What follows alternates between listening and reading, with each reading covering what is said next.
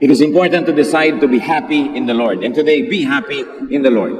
Maraming mga dahilan para tayo mamroblema, malungkot, pero lalo ka lang lulungkot pag nagdagdag ka pa ng pag-aalala. Happiness is a decision.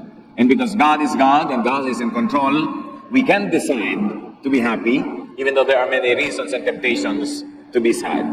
Acts 10:14-15, Peter said, Lord, I can't do that. I've never eaten anything that is unclean and not fit to eat.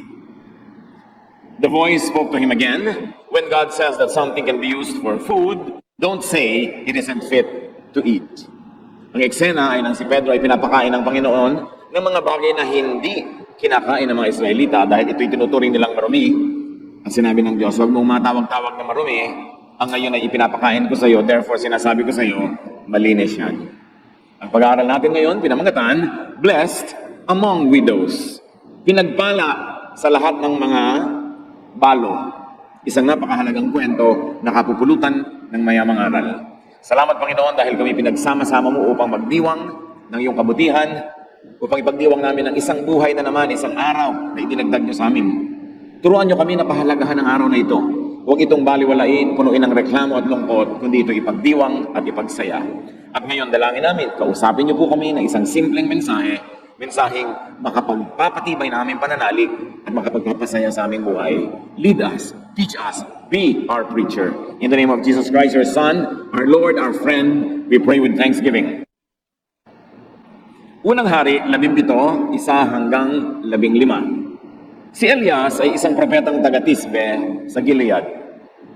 Sinabi niya kay Ahab, saksi si Yahweh, ang buhay na Diyos ng Israel na aking pinaglilingkuran, hindi uulan, ni hindi magkakahamog sa mga darating na taon hanggat di ko sinasabi. Pagkatapos sinabi ni Yahweh kay Elias, umalis ka dito at magtago ka sa batis ng Karit sa silangan ng Jordan. Maiinom mo ang tubig sa batis ng Karit at may inutusan ako mga uwak na maghahatid sa iyo ng pagkain. Sinunod nga ni Elias ang sinabi ni Yahweh. Lumakad siya at nanirahan sa may batis ng Karit sa silangan ng Jordan.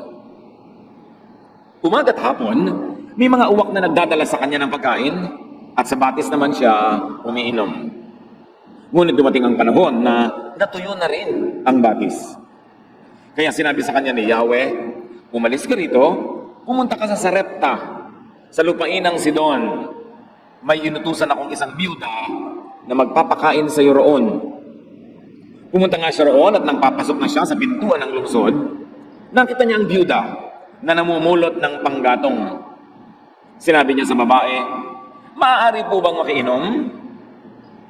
Aalis ang babae upang ikuha siya ng tubig nang pahabol niyang sabihin, kung maaari, bigyan mo na rin ako ng kapirasong tinapay. Sumagot ang babae, saksi si Yahweh ang inyong buhay na Diyos na wala na kaming tinapay. Meron pa kaming kaunting harina at ilang patak ng langis. Namumulot nga ako ng panggatong upang lutuin iyon at makakain man lang kami ng anak ko bago kami mamatay. Sinabi sa kanya ni Elias, huwag ka mag-alala. Pumunta ka na at gawin mo ang iyong sinabi, ngunit ipagluto mo muna ako ng isang maliit na tinapay at pagkatapos magluto ka ng para sa inyo. Sapagkat ganito ang sabi ni Yahweh, Diyos ng Israel, hindi ninyo mauubos ang harina sa lalagyan at hindi rin matutuyo ang langis sa tapayan hanggat hindi sumapit ang takdang araw na papatakin na ni Yahweh ang ulan. Ginawa nga ng babae ang utos ni Elias at hindi naubos ang pagkain ni Elias at ng mag-ina sa loob ng maraming araw. Isang kagilagilalas na kwento na patuloy pa rin at maaaring maganap sa buhay natin ngayon. Isa-isahin natin at pulutan ng maaral na ma-apply sa buhay natin ngayon. 1 Kings 17, 8-9. The Lord told Elijah, go to the town of Zarephath in Sidon and live there. I've told the widow in the town to give you food. Nabasa na natin ang unang kabanata ng kasaysayang ito. Si Elijah ay pinaalis ng Diyos doon sa kabayanan sapagkat ilang taon nang hindi umulan. Walang ani, walang pagkain, walang tubig. Namamatay ang tao sa gutom. At sabi ng Diyos kay Elijah, pumunta ka doon sa batis ng Karit, sa isang liblib na pook. yun ang iinumin mong tubig at may mga inutusan ako mga uwak na magdadala sa iyo ng pagkain. Alam niyo ang mga uwak, paano sila nagkakaroon ng pagkain? Bigla-bigla na lang silang lumulusob sa mga pagkain, mga nakahain ng mga pindang, ng mga daing, mga pagkain ng mga tao, ninanakaw nila actually. Kaya mga uwak ay considered na unclean bird. Hindi kailanman kakainin ng mga Israelita ang anumang bagay na may kinalaman sa mga uwak, lalo't mga uwak ang nagdala. Pero sabi ng Diyos kay Elias, may mga inutusan akong uwak na araw-araw dadalhan ka ng pagkain. So God blessed Elijah through unclean birds. God now would bless Elijah through a foreigner, a non-Jew, and a widow at that. Dalawang panggagalingan ng pagpapala ng Diyos na sa karaniwang pag-iisip ay hindi aasahan na pwedeng gamitin ng Diyos at hindi tatanggapan ng mga relihiyosong Israelita dahil mga unclean o kaya ay foreigner. Tapos, balo pa. Na pagka sinabing balo, nung unang panahon, 99%, ibig sabihin mahirap. Kasi bihira namang balo ang merong kayamanang minamana o kaya ay may sariling negosyo o hanap buhay. Kaya pag sinabing balo, karamihan din gutom, mahirap, salat sa mga pangangailangan. Dalawang pagmumulan ng pagpapala na sa karaniwang pag-iisip ay hindi gagamitin ng Diyos sa tingin ng mga relihiyoso. Pero Diyos mismo ang nagsasabi, meron naman akong bagong supplier para sa iyo, isang mahirap na balo. 1 Kings 17, 10-11. When Elijah came near the town gate of Zarephath, he saw a widow gathering sticks for a fire. Would you please bring me a cup of water? He asked. As she left to get it, he asked, would you also please give me a piece of bread? Namumulot ng mga tuyong kahoy ang babaeng ito upang gawing panggatong, fuel para siya gumawa ng apoy at makapagluto ng last meal nilang mag-ina. So may imagine natin sigurong tuyong-tuyo ang kanyang balat, nakakapit na sa buto ang kanyang balat dahil wala na siyang taba at wala siyang laman. At ngayon ay para siyang kalansay na namumulot ng mga tuyong kahoy sa isang kalansay na landscape dahil walang buhay na halaman. Nakakalungkot. At lumapit sa kanya, propeta, at sinabi, bigyan mo nga ako ng tubig. At sa kabila ng lahat, nakulang na nga ang tubig. Buong puso namang tumalima ang babaeng ito. Papunta na siya sa kanyang tahanan para kumuha ng tubig. Nang biglang sabi nitong si Elijah, siya nga pala, pakidagdagan mo na rin ang tinapay, ha? Water? O sige, bibigyan na nga pero bread during a grave drought? It seemed to be a very tall order. Parang imposible, una na ibigay, at mas imposible naman itong mama na to, ang lakas ng loob humingi ng ganitong bagay. Pero alam na natin na inutusan ng Diyos ang babaeng ito. Hindi natin alam kung paano niya nalaman ang utos ng Diyos. Maaaring siya kinausap o maaaring unconsciously nakalagay sa kanyang isip na talagang magbigay sa araw na yon o maging mapagbigay. Kaya yung pagbibigay ko minsan, ang nag-uudyok talaga sa atin Diyos, huwag nating pigilin. Pero huwag lang tayong papauto sa mga nanggagamit at mga abusado. Kailangan din, marunong ka. 1 Kings 17:12. The widow answered, in the name of the living Lord, your God, I swear that I don't have any bread. All I have is a handful of flour and a little olive oil. I'm on my way home now with these few sticks to cook what I have for my son and me. After that, we will starve to death. Sabi niya, isinusumpa ko sa ngalan ng Diyos mo, sa ngalan ng inyong Diyos, wala akong tinapay. Yes, meron akong konting harina, konting patak ng langis, at ngayon meron ako panggatong, gagawa ako ng apoy, magbe-bake ako ng konting-konting tinapay, at pagkakain namin yun, hihiga na kami mag-ina, at aantayin na lang namin ang kamatayan. Ganon kalala ang sitwasyon. It was grim and heartbreaking. Pero sabi ng widow, your God. The widow was not fully aware that she also believed in this God.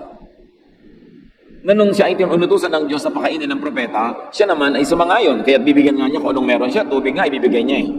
Wala lang nga talagang reading tinapay, pero inamin niya, meron naman siyang konting harina. Alam niyo po ba na maraming mananampalataya na hindi nila alam na mananampalataya sila? Kasi maaaring iba yung religious background nila, iba yung nilakihan nila na environment. Pero yes, nananalig sila sa buhay na Diyos sa langit na sinasamba ng mga Israelita, pero hindi sila lang ang nakakakilala o sumasamba, bagamat meron silang conscious knowledge of this God, hindi exclusive sa kanila ang pananalig na ito. Dahil maging sa Biblia, napakaraming patunay na maraming hindi Israelita ang nananalig sa Diyos. Bagamat hindi articulated, hindi ganong linaw ang kanilang mga doktrina, but in effect, in practice, they are believers. Like this woman. 1 Kings 17, 13 to 14, Elijah said, everything will be fine. Do what you have said, magluto ka ng balak mong gawin, go home and fix something for you and your son, but first, please make me a small piece of bread and bring it to me. Hindi natin alam kung si Elijah ay diabetic, bumababa na ang kanyang sugar levels, kailangan siyang unahin. Kaya sa mga kainan, merong lane dapat ang senior citizens, hindi lang dahil mahina na sila at matanda na sila, marami sa kanila diabetic na rin. At alam nyo ng mga diabetic, pag nagutom, kailangan pakainin agad dyan, bumababa ang blood sugar. Well, we don't know if that's the case of the prophet. Pero sabi niya, sige, gawin mo yung balak mo magluto para sa inyong dalawa. Pero pakiuna mo na ako. Magluto ka muna ng kapiraso, dalhin mo sa akin at pakainin mo ako. Verse 14, the Lord God of Israel has promised that your jar of flour won't run out and your bottle of oil won't dry up before He sends rain for the crops. Sabi niya, tama ka, magluto ka, pero unahin mo ako. Maaaring ang uunahin niyang lutuin, yun na yung lahat-lahat ng harina niya. Wala nang matitira sa pangalawang luto. Pero sabi ng propeta, pag ginawa mo yan, hindi mauubusan ng laman ng iyong banga. Tuwing dudukwang ka at titingnan mo ang loob, meron ka uling maluluto. Kaya sige na, ipagluto mo na ako. Siguro ngayon, sa mga young people, pag sinabi mo yan, ang sagot nila sa iyo, uunahin talaga kita. Huling-huling supply na nga ito. 1 Kings 17:15, the widow went home and did exactly what Elijah had told her. Sabi sa inyo, mananampalataya ang babaeng ito Hindi lang niya alam. She had great faith. She was a believer, better than most people, na yung pananalig nila ay nakadoktrina, nakakwadro, nakasulat, nakadikit sa refrigerator, pero hindi naman ginagawa sa totoong buhay. Ang mga paniniwala nila ay malinaw na malinaw, ipinaglalaban, ipinagtatalo, nakikipagdigma sila at nakikipagdebate. Pero sa totoong buhay, hindi naman sinusunod. Ang babaeng ito, hindi malinaw sa kanyang pananalig, hindi niya nga alam, mananalig pala siya Pero sa totoong buhay, she practices that faith. And at least, what she had was kindness. And kindness is high religion. May bubuti pa bang relihiyon sa pagiging mabait? Sa pagiging mabuti? Aanin mo ang relihiyon, hindi ka naman mabait at mabuti. So ang babae ay sumunod.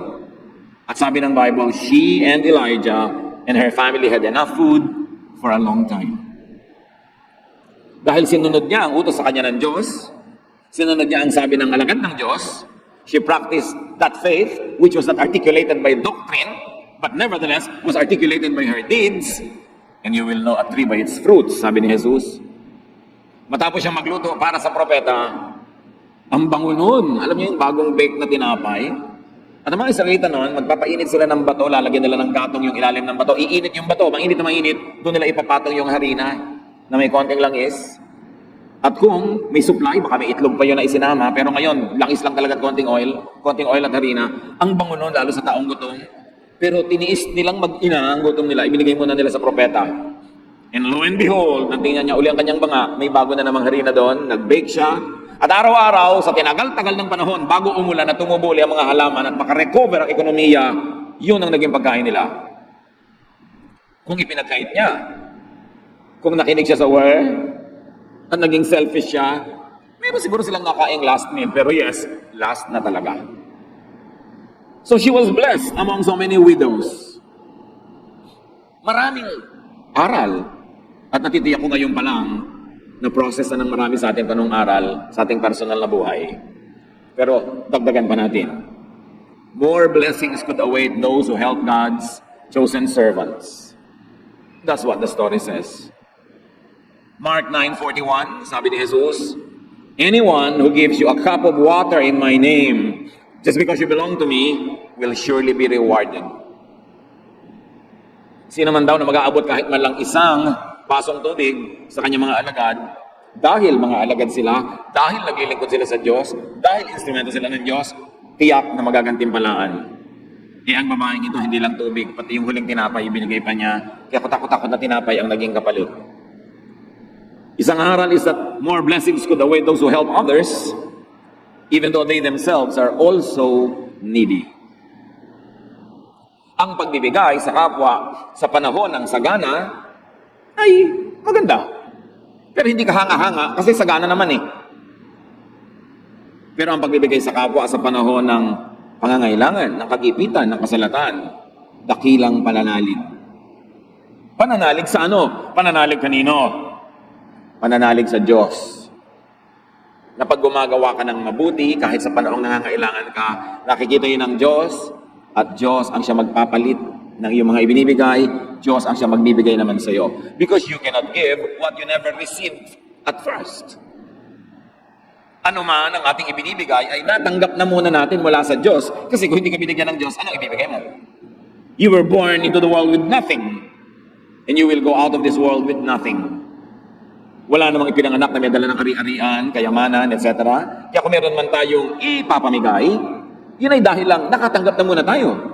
Kaya napakamali na hindi magbigay. Kasi ikaw nabubuhay dahil lang tumatanggap ka sa Diyos. Gumagamit ang Diyos ng mga instrumento, pero lahat ng mabuting bagay ay galing sa Diyos. Paano mo ngayon haharangan yung daan ng pagpunta sa iyo ng biyaya sa pamamagitan ng pagharang doon sa daan na papalabas mula sa iyo at patungo sa iba? Iisang daan yon. The same way that God uses to give you is the same way that you will use to give to others. When you close that road so that you won't have to give to others, you also close the same road that God uses to give to you. Pag naging maramot ka sa kapwa, pinipilit mo ang Diyos na maging maramot din sa iyo. Kasi ang sabi ni Jesus, give and it shall be given to you. Magbigay ka at ibibigay din sa iyo. Sa katunayan, dahil ibinigay na sa iyo, kaya magbigay ka. Kung sobra ka magpapakatalino, magpapaka-wise, magpapaka-selfish, you will survive for a few days, but beyond that, no more. Kaya ang tunay na matalino, mapagbigay. E paano pa kung hindi ka lang matalino at maka-Diyos ka pa, di lalo ka mapagbigay? Hindi matalino yung maramot. Akala ng iba katalinuhan yung be wise. No. Pwede mo ba naman mawawisan ng Diyos? Siya na nakaabang, naghihintay, nanonood sa lahat ng ating ginagawa. Pwede mo bang mailihim sa Kanya na ang damot-damot mo? Because in the same way you give, it shall be given to you. Alam ng mga taong generous kung gaano ka-generous ang Diyos. Ang mga kuripot, hindi nila mararamdaman yung generous giving ng Diyos. Kasi kuripot din ang pagbibigay sa kanila. Hindi ba kayo nakakahalata? Yung mga kuripot, yung mga hindi mapagbigay, yung mga mararamot, habang buhay nagtitipid. Habang buhay, tuos ng tuos. Habang buhay, kwenta ng kwenta. Habang buhay, tiis ng tiis. Kasi yun ang style nila. Pag tinitiis mo yung kapwa, itititiisin ka rin ng langit. Pag binemenos, nililiitan, kinukontian mo ang bigay sa iba, hindi konti rin ang dating ng blessing sa'yo, kaya ka tipid ng tipid. Sasabihin ng iba, alam mo, kaya ako nabuhay ng matagal, katitipid ko. Hindi nila naiintindihan, kaya ang tagal mong tipid lang ng tipid, kasi kuripot ka. Imposible pa sa Diyos na buhusan ka ng pagpapala pag gusto niya. Sino makakapigil sa Diyos kung gusto kanyang palangoyin sa pera? At sino naman ang makakapigil sa kanya kung ayaw kanyang bigyan? Alam niyo kung sino ang makakapag-udyok sa Diyos at makakapigil sa Diyos? Tayo rin. Because in the same way you give, you receive.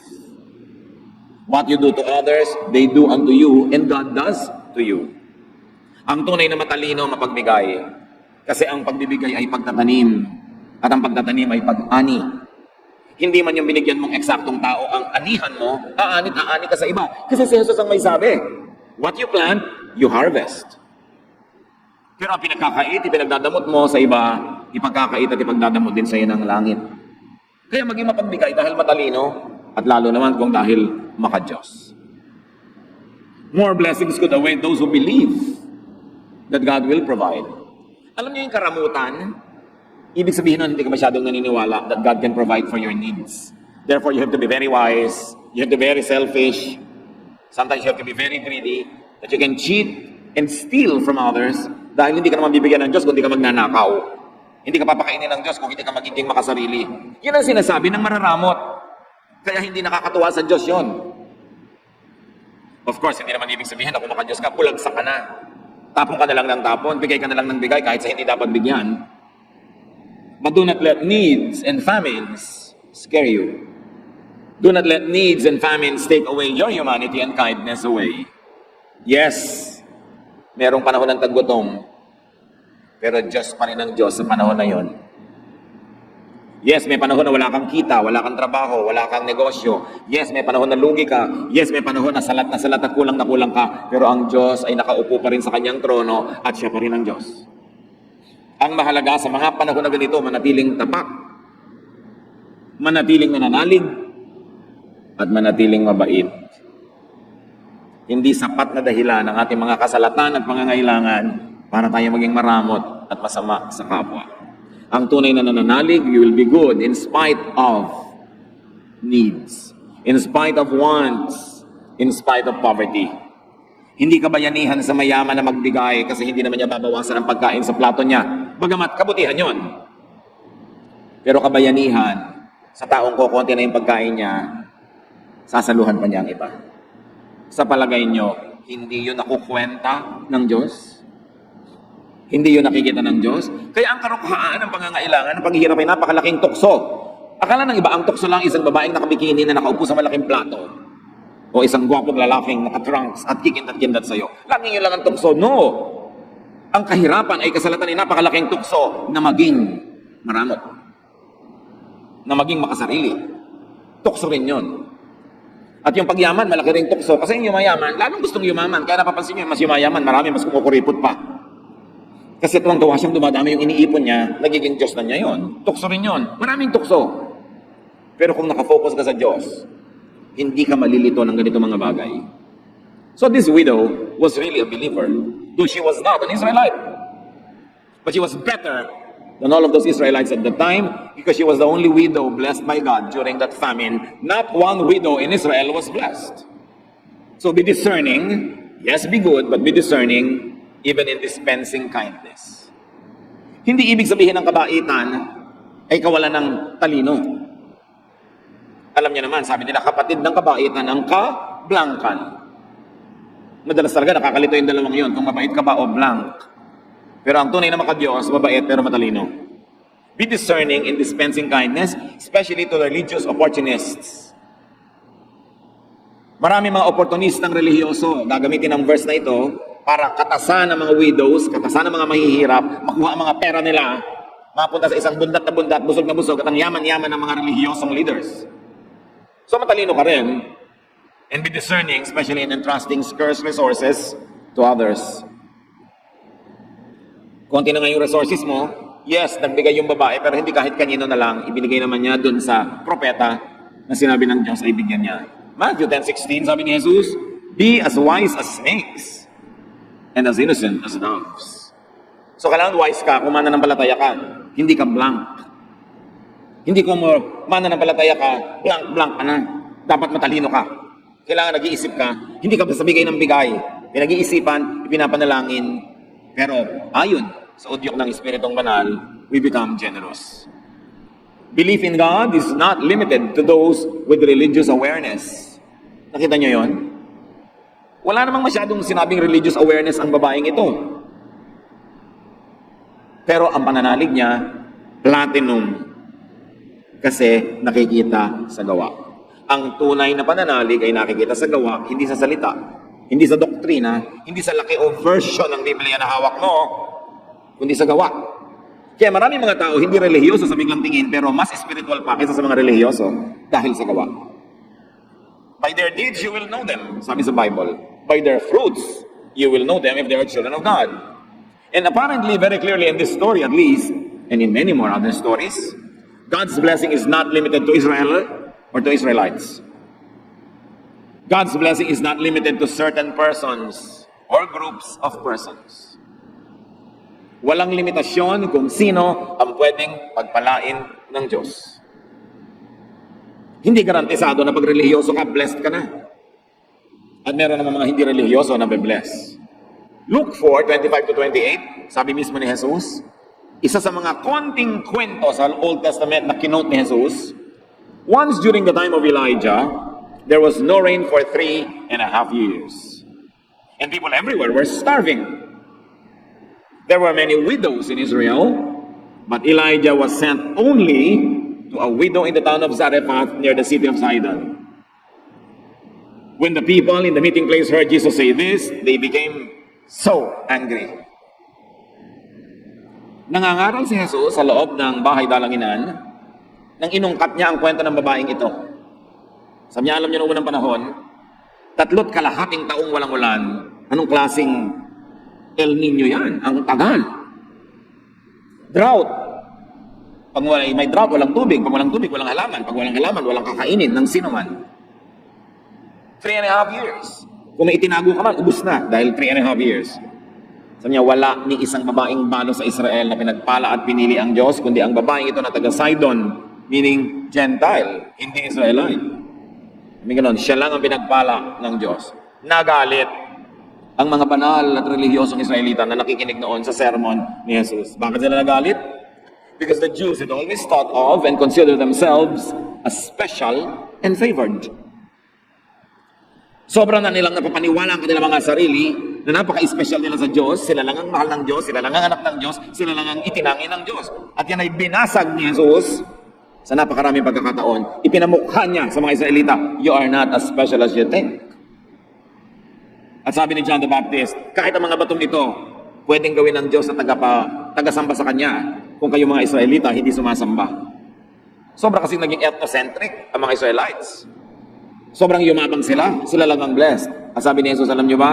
3.5 years, not one widow in Israel was blessed, but this outsider was blessed. Because God blesses whom He likes to bless. Hindi mo pwedeng limitahan ng Diyos na yung gusto mo lang i-bless niya, ang i-bless niya. The Lord told Moses that He has pity and mercy on anyone He wants to. Kung sino man ang maibigan ng Diyos sa kaawaan, tulungan, sino ang makakapigil sa Kanya. So God can bless you because maganda yon. Napagpapala ka dahil bagay ka, karapat-dapat ka, marami kang ginagawang mabuti, religyoso ka, etc. But God can bless you in spite of. Yes, pwede kang pagpalain ng Diyos dahil bagay ka, at pwede kang pagpalain ng Diyos kahit di ka bagay pagpalain, lalo sa tingin ng iba. God can bless you anyhow, anyway. Ganon kahiwaga ang Diyos. At kahit nagugutom ang buong bayan, God can bless you if God likes to bless you. Kahit huling harina mo na yon, pwede niyang dagdagan kung gusto niya. Luke 1:37, nothing is impossible for God. Walang imposible. Kaya pagka meron tayong mga suliranin, meron tayong mga pangangailangan, huwag kayo dun tumitig. Ang titigan nyo yung Diyos na kayang lutasin ng ating mga suliranin. Pag meron kang pangangailangan, ang titigan mo yung Diyos na kayang magbigay. Pag may kinakatakutan ka, ang Diyos ang tingnan mo na siyang nagbibigay sa'yo ng proteksyon laban sa iyong kinakatakutan. Sa oras na ang tingnan mo dilim, nalilimutan mong may liwanag. Pag ang pinakuan mo ng mata ay problema, nalilimutan mong may solusyon. Lahat ng problema may katapat na solusyon. Pero pastor, wala pong solusyon ang problema ko. Eh di hindi problema yon. Kasi pag may problema, may solusyon. Yun ang ibig sabihin ng problema. Pag walang solusyon, hindi problema, huwag mong problemahin, tanggapin mo. Kaya naman kung minsan nahihirapan ka, pinoproblema mo ang hindi problema. Halimbawa, ang height ko lang po, 3 feet and 2 inches. Problema ba yan? Anong solusyon? Wala po. Di hindi problema, tanggapin mo. Tumungtong ka na lang sa bangko. Ba't mo pinoproblema? Hindi pala problema dahil walang solusyon. Ngayon, kung may solusyon, yun ang problemahin mo. Tumingi ka sa Diyos, ang lakas na malukas yan. Walang hindi kaya ang Diyos. Mark 9:23, if you can, said Jesus, everything is possible for one who believes. Bakit may nangyayari sa iba at sa iba wala? Maraming dahilan. Maaaring hindi na kalooban ng Diyos para sa kanila, maaaring hindi pa yun ang panahon. Pero ang pinakamalaking dahilan ay ang ating personal na pananalig. Sabi dito ng mga humihingi ng himala kay Diyos, kay Jesus, kung kakayanin niyo po, kakayanin ninyo, natulungan kami. At sabi ni Jesus, kung kaya ko, eh siyempre kaya ko. Pero hindi yung kaya ko pinag-uusapan. Ang pinag-uusapan ay, nananalig ka ba? Given na kaya ng Diyos. Pero hindi como kaya ng Diyos ay gagawin ng Diyos kung wala ka namang pananalig. So yung pananalig mo ang susi na magbubukas sa lahat ng pagpapala ng Diyos. Yes, may pagpapala sa loob. Meron, kaya niya. Pero ang magbubukas doon ang iyong pananalig. Kaya kailangan nananalig. What are your needs? Tulad ng babae yan, may mga pangangailangan tayong lahat. Ewan lang kung merong mas sisidhi pa sa pangangailangan niya. nakakain na sila ng huli nilang pagkain mag-ina at mamamatay na sila. Ewan ko, may makakaproduce ng mas malalapad dyan at wala. Therefore, may solusyon ang needs na yan. Nakakita na ba kayo ng banga na hindi naubusan ng laman? Kung yung masabi-sabing wala dahil kakatingin-tingin lang natin, meron. At kung nakabukas na yung spiritual eyes, you must have seen it already. Hindi ito kwentong kutsero, hindi ito kwentong barbero, ito ay Biblia na pinag-uusapan natin. Salita ng Diyos, merong banga na hindi nawawala ng laman. At yung bangang yon, pwedeng banga mo sa bahay. Sa katunayan, baka nga kaya buhay ka pa ngayon kapatid kasi hindi na ubus-ubus yung banga. Hindi mo lang nahahalata na pinagpapala ka ng Diyos. Kasi kung hindi ka pinagpapala ng Diyos, dapat matagal ka ng patay. Dapat matagal ka nang namatay sa gutom, nasagasaan ka na ng lahat ng tricycle at tren at kotse, sa lahat ng pagtawid mo sa lansangan, nahulog ka na sa lahat ng kalsada, nalunod ka na sa lahat ng swimming pool, nalason ka na sa lahat ng pinagkakakain mo sa mga tabi-tabi.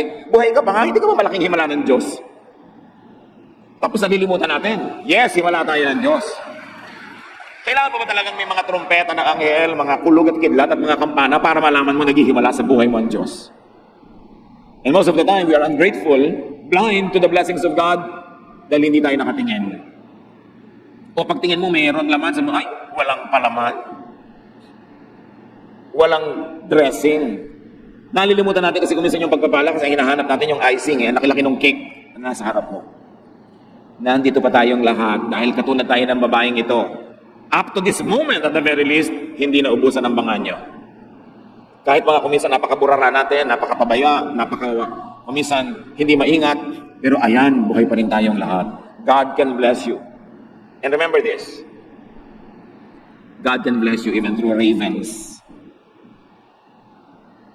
Kahit unconventional at unclean, marurumi mga uwak, ginamit ng Diyos para kahit panandalian, buhayin yung kanyang anak na walang makain.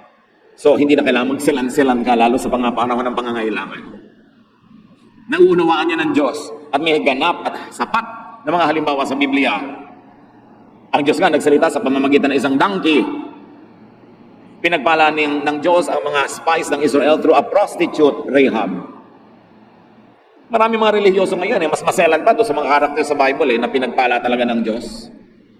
Meron pa, walang katrabaho sa buhay, tapos may nag-alok, kaya lang may trabaho pag linggo. Ayaw payagan ng kanyang religious leader na magtrabaho dahil linggo kailangan nasa church. Namamatay ka na nga sa gutom, hindi ka pa tatanggap ng trabaho, hindi magsimba ka pag Miyerkules, pag Huwebes, pag Sabado. Tatanggihan mo yon? Meron pa nga nagtatanong, paano po yan? Nagtatrabaho po ako sa ganito, gano'n. Nasabi po ng leader namin, hindi daw banal yung pabrika na yon, hindi daw banal yung trabaho na yun. May iba ka bang choice ngayon? Wala nga po. Hindi binibigay sa ng Diyos yan para ka mabuhay kahit panandali. Di maghanap ka ng iba. Pero habang hindi ka nakakahanap, ang gusto mo, magpakamatay ka sa gutom. Patayin mo mga anak mo nakaasa sa'yo dahil ang banal-banal mo. Itong ang propeta, pinakain through these ravens. And this prophet, a man was fed by a widow. Meron bang imposible sa Diyos kung gusto kanyang pagpalain? Kaya sabi ni Pedro, hindi po ako makakakain yung mga yan, marumi. At sabi ng Diyos, wag na wag mong matatawag na marumi ang ipinapakain ko sa iyo. Ako ang nagpapakain. The earth is the Lord's and everything in it. And no one can and should stop God to bless you kahit yung pagiging maselan mo na may religyoso, meron kang dapat tanggapin, lalo sa oras ng kagipitan, at tanggapin mo yon na nanggagaling sa amang umuunawa at nagmamahal sa iyo. Galit na galit ang mga Bible-based Christians sa mga puon-puonan, sa mga idols, sa mga Diyos-Diyosan. Pero yun ay yun lang mga Diyos-Diyosan na rebultong kahoy, or chalk, or calendar, o picture. Pero maraming born-again Christians, evangelical Christians, pero ding puon-puonan at mga imahen. Ano yun? Mga doktrina tungkol sa Diyos na hindi tumpak. A misrepresentation of God through very narrow doctrines is also an idol. Because the definition of an idol is a misrepresentation of God. So when you misrepresent God, make God angrier than He is, make God look more strict than He is, you are actually creating an idol and you are worshiping an idol. Parehong bawal lang yun. Isang galit na galit ka sa rebultong kahoy, rebultong bato, pero may rebultong wala sa utak mo, doktrina tungkol sa Diyos na mali. Baluktot, salungat, sa tunay na imahe ng Diyos na mabait, mabuti, maunawain, mapagpatawad. So, you could be blessed by God even through an unlikely source.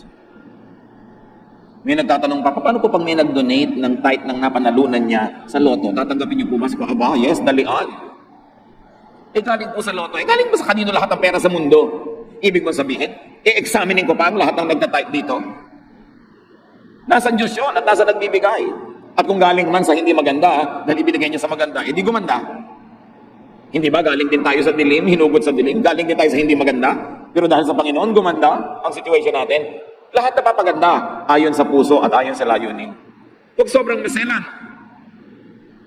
Wala nang trabaho, magbibitiw pa sa trabaho dahil sa religious arte. Lalo kung may pananagutan ka, may mga pakainin ka sa buhay mo, tanggapin mo yan bilang pagpapala sa Diyos. At kung hindi ka masyadong komportable, hindi maghanap ka ng iba.